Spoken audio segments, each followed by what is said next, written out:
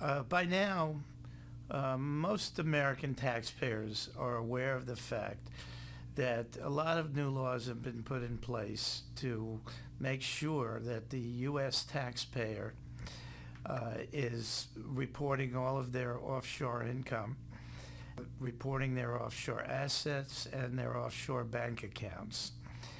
Up until very, very recently, there also was a program instituted that made it very painful for Americans who had not reported foreign income in the past and who had foreign bank accounts that they had not reported.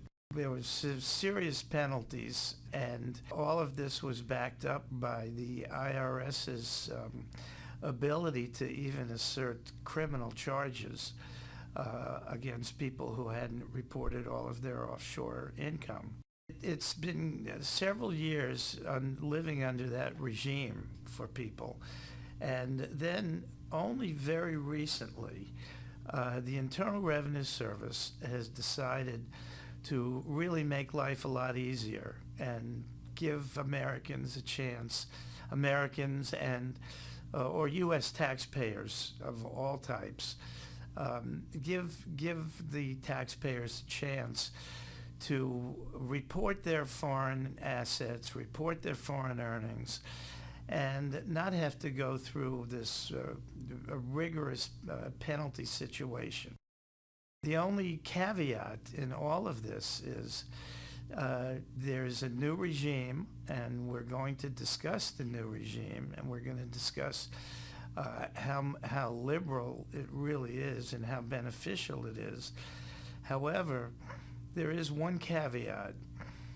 This is not going to apply to U.S. taxpayers if the Internal Revenue Service can prove that you were willful and your conduct or misconduct was willful misconduct, and you were well aware of the fact that you should have been making reports and didn't do it.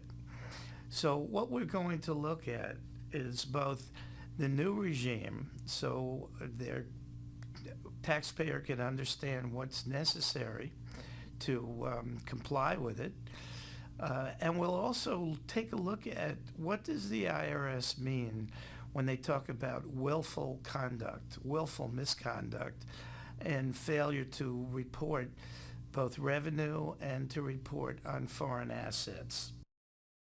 First, let's look at the new regime, which came into being June 18th of 2014. So it's a very, very recent, and it's important to get the word out on this. The IRS came out with a new regime called the Streamlined Filing Compliance Procedures. The Internal Revenue Service announced major changes in its offshore voluntary compliance program and provided new options to help taxpayers, U.S. taxpayers, who live in the United States and those who reside overseas. The changes will provide a new avenue for tens of thousands of Americans to come into compliance with foreign reporting requirements at a very reasonable cost. Again, the warning is that these new streamlined procedures are not going to apply to people who have willful misconduct in their failure to report their offshore assets. The purpose of the streamlined procedures is to permit the Americans to file amended tax returns and report their offshore income, and to file all of their information returns, which are not tax returns, but returns that provide the U.S. with information when people have offshore assets. There's general eligibility requirements that we'll look at. The streamlined procedures are available to both U.S. individual taxpayers that reside outside of the United States and U.S. individual taxpayers that reside in the United States. Taxpayers who are going to use this streamlined procedure are going to have to certify that their conduct up until now has not been willful. Those whose conduct is in their failure to make reports and to pay taxes on offshore income, who are considered to be willful, will not be eligible for this. Now that includes people who already have civil examinations going on their ongoing right now, and taxpayers who have criminal examinations by the IRS also will not be able to use the streamlined procedures. Now, one thing that is very helpful is many taxpayers, once they found out about the serious penalties which started in 2009, they attempted to do what were called quiet disclosures, meaning that they didn't sign up for the various IRS programs that had been instituted, which allowed them to report their foreign earnings and their foreign assets, but exacted a very stiff penalty when you did report it. Instead, these are people who went ahead and filed their U.S. taxes and reported their offshore income, but never tried to get into either of these programs. These people who filed were filed what the IRS was calling quiet disclosures, and the IRS was coming down very, very heavy on people who filed quiet disclosures and did not get involved in their offshore programs that required the payment of penalties. Well, the IRS is now permitting all of those people who filed quiet disclosures, who to be able to go into the streamlined program, which will be still a bit costly, but will make sure that the taxpayers who are qualified for the streamlined program don't have these big problems hanging over their heads of major penalties and criminal penalties in the event things go wrong and there are willfulness problems. So for those of you who have filed the quiet disclosures, you need to take a good hard look of joining this program, even though it may appear to you that your quiet disclosures were successful, because you never know when it's going to come up and bite you. Also, there is the ability of those individuals who got involved in the IRS programs called the offshore voluntary disclosure programs. Taxpayers who are involved in the offshore voluntary disclosure programs, which now would make them subject to some high penalties, they are going to be able to file for the streamlined program and not go through the offshore voluntary disclosure program, again, so long as they are not willful in their failure to file their returns or pay their taxes. And those taxpayers will be able to, in essence, so long as they have not yet filed a final resolution with the IRS, they'll be able, even though they're in the offshore voluntary disclosure program, they too will be able to go into the streamlined program and avoid the offshore voluntary disclosure program, which, as I say, is much more expensive. We're going to talk about the eligibility requirements to be in the program. And I want to make everyone aware that there's actually two different programs. One applies to Americans who live in America, and the other one applies to U.S. taxpayers who have really not lived in America and have been living offshore, have only some minor ties with the U.S. However, because they're U.S. citizens or green card holders, or have had certain amounts of time in the U.S., will have a different eligibility requirements and a much lower penalties, or actually no penalties at all, if you are non-resident to the U.S. and you're a U.S. taxpayer. First, let's talk about the eligibility requirements for those who are here, American taxpayers who've been living in America. First, they need to be resident, either green card holders, citizens, or U.S. taxpayers because of their time that they spent in the United States. And this first program won't apply to them if they are living outside the United States and have made their residency outside of the United States. Second requirement is that they have filed U.S. tax returns, and they are now want to comply and make sure that all of their foreign income is reported, and they have not reported that foreign income in the past. Third,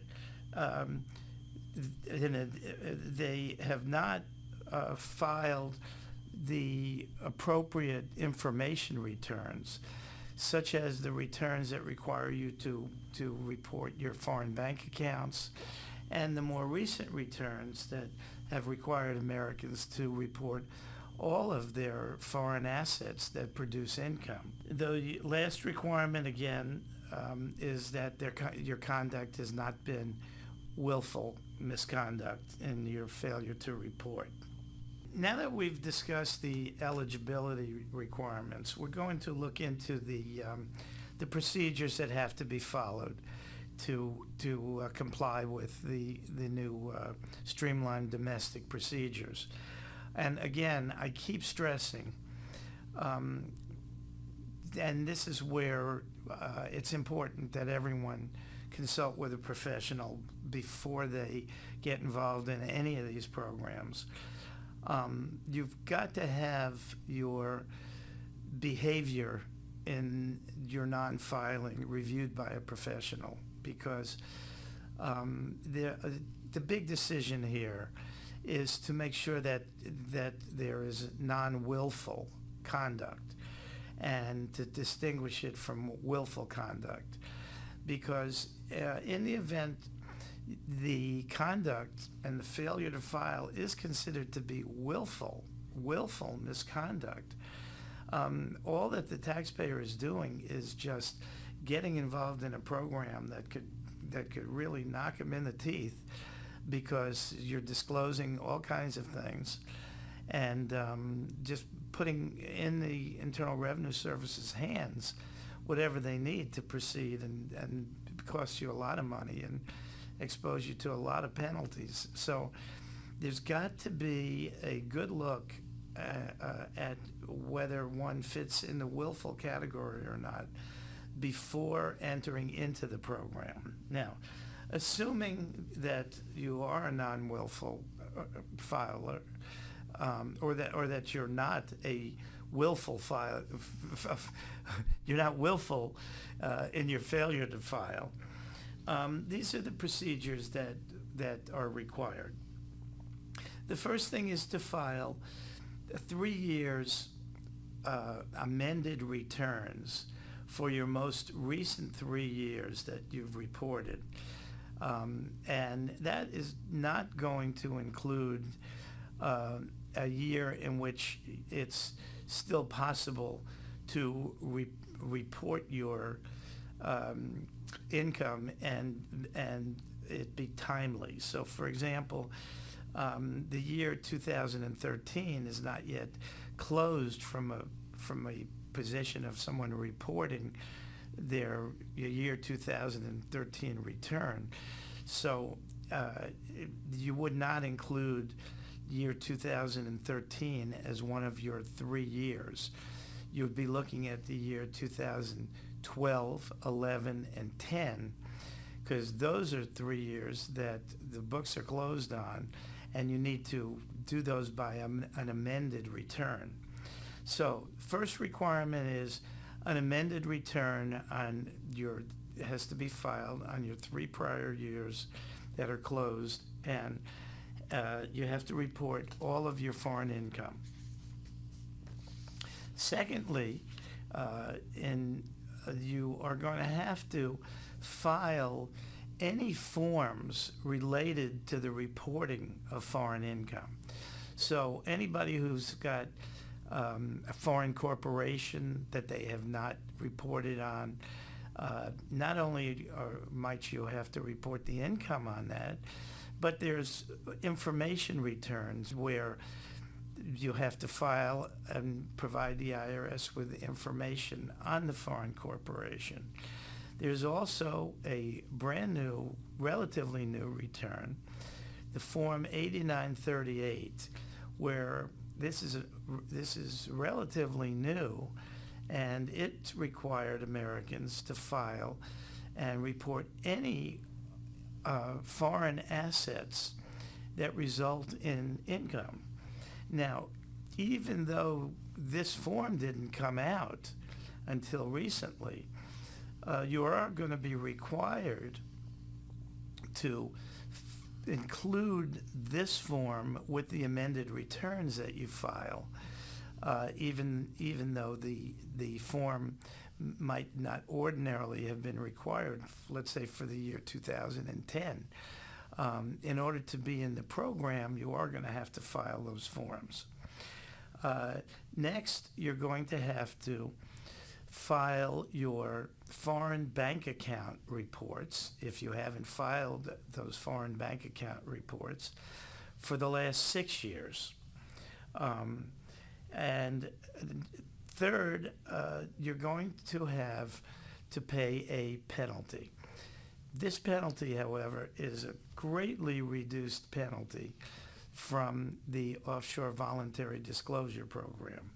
You're going to have to pay the full amount of your tax and interest on all of the foreign income that you report that should be in the amended returns. And you're going to have to pay an offshore penalty, but it's equal to only 5% of the highest aggregate balance of your foreign assets.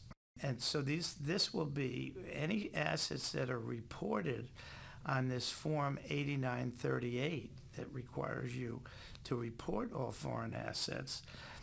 All of that is going to be lumped together, and there's going to be a 5% penalty on there.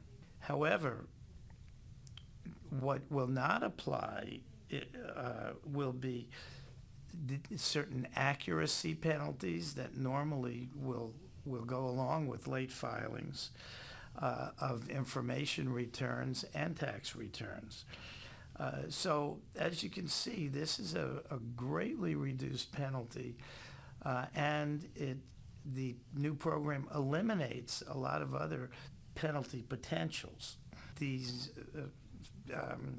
requirements, once met, are just going to be fairly smooth sailing. However, the IRS is still retaining the right to audit these things and examine them, both the information returns and the tax returns. So if you're going to join this Streamlined program, do it the right way and make sure everything is disclosed. Now, some of the just procedural things that need to be done is when you enter the Streamlined program and you file your amended returns, you need to indicate on the amended returns that this is part of the Streamlined program. And then you're also going to have to certify that you are eligible for the program, that you've now filed all your foreign bank account reports, that you filed any other required information returns, and that your conduct is not willful. So you're going to be certifying under oath as to all of these things. So you want to make sure that you are complying with all of these. You're also going to have to submit your payments right away along with your amended returns. And that's the payments both for any taxes that are due, any interest that's due on those taxes, and the offshore miscellaneous 5% penalty. A check's got to go in with these returns. Unlike the offshore voluntary disclosure program of the past, where you would file and often just pay your taxes and then wait to see how much of a penalty you owed, this time the money's got to go in or else you're not in the program. Now the requirements are very similar for people who are living outside of the United States. However, there are some differences that are very important. The biggest difference is that if you are a U.S. taxpayer and you haven't been resident in the United States, you're going to have to make all the same filings. However, you're not going to be subject to the 5% penalty, which is another very, very liberal treatment of all of this, and people need to take advantage of it. That's pretty much the bottom line on these the new streamlined requirements. There's several details that I really want to not weigh us down in details, because this is a new program. I want to make sure the information gets out, and we can provide a lot more details as things move on. But that's the heart of the program. And now what I want to do, because I've been stressing how important it is that if you're going to be in the program, you need to be a non-willful late filer. I want to look at, and there's a lot of cases on this. There's a lot of IRS procedures. There's an IRS manual that spells out a lot of this. But I want us to take a little bit of time and look at the concept of willfulness. Now, this is really an incomplete description of the concept of willfulness, but I think it's important to just kind of introduce you to the mindset of what the IRS is looking for. The test for willfulness is whether there was a voluntary, intentional violation of a known legal duty. And the IRS has to prove willfulness. That's the burden of the Internal Revenue Service, not the burden of the taxpayer. But if the IRS can prove it, then the burden shifts and the taxpayer's got to prove otherwise. The IRS own manual is very helpful, and I'm going to quote some of the things from the manual. According to the manual, the innocent failure of an unsophisticated taxpayer to know the filing requirements for international transactions, coupled with other factors such as the lack of any efforts taken to conceal the existence of the accounts, would generally not lead to a finding of willfulness. The mere fact that a person checked the wrong box on a tax return is not sufficient in and of itself to find willfulness. Willfulness is a state of mind, so it's not really provable so much with direct evidence. It's usually established by drawing reasonable inference from the facts. The government may base a determination of willfulness on the failure to file foreign bank accounts from the fact that income has been concealed, actively concealed, and this means concealing transfers to foreign bank accounts, concealing signature authority in different transactions that might require you to reveal this. Taking some more examples from the IRS, and also going into the idea of what circumstances are mitigating circumstances, or what criteria might be used to show that someone was not willful. I'm going to keep reading or paraphrasing from the IRS manual. When a penalty is appropriate, the IRS has established that there are mitigation guidelines. An examiner may determine that a penalty under these guidelines is not appropriate, or that a lesser penalty amount can be provided. Factors that are considered by an examiner are whether this is so much bad faith shown, or rather so much good faith is shown, that it's really not necessary to come down all that hard on somebody, and a warning letter might be just enough. Whether the person has received a one warning letter already and still considered to continue to not do the right thing.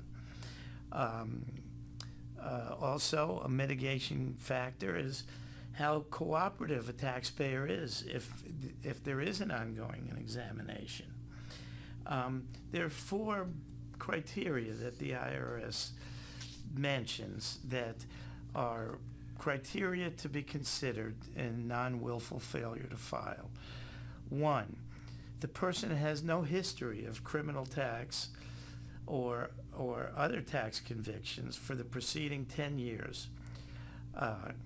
Number 2, that no money passing through any of the foreign accounts is associated with any kind of illegal source or used to further a criminal purpose. Number 3, as I mentioned, cooperation by the taxpayer. And number 4, that the IRS did not determine a fraud penalty against the person for the underpayment of the income tax. All those are what we call the mitigating factors that help show that someone has not been willful. Finally, one little commentary on non-willfulness. It wasn't really until 5 years ago that the IRS began to actively get involved in this. There's been a need for the IRS to educate the American people. There's a lot of American people out there who had foreign bank accounts and didn't really realize that taxes might be due, or certainly that information returns might be due. But we are at the point right now where it's 5 years after the IRS has really woken up and been putting out a lot of information. So there's still some room for the unsophisticated taxpayer to claim their ignorance, but that room, that window is getting smaller and smaller and smaller. And so I think everybody needs to keep their eyes open about this, because the mitigating factors, they're going to be less and less available as it becomes more and more common knowledge that Americans must pay tax on their worldwide income. They must report their worldwide assets that lead to this.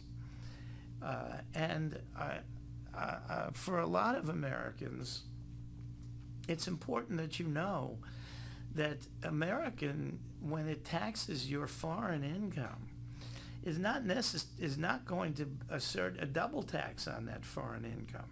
So if you've paid taxes in other countries, you're going to be able to get a tax credit against the taxes you've paid in other countries.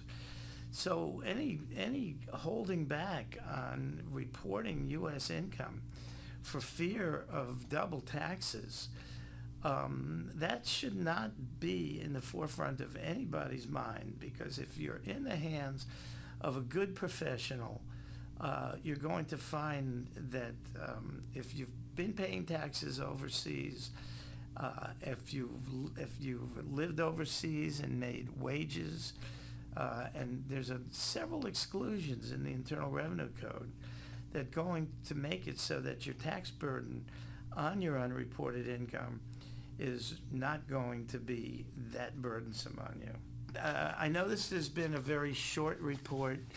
I want to thank everybody for listening, and I'm in the future will be fleshing this out in a lot more detail.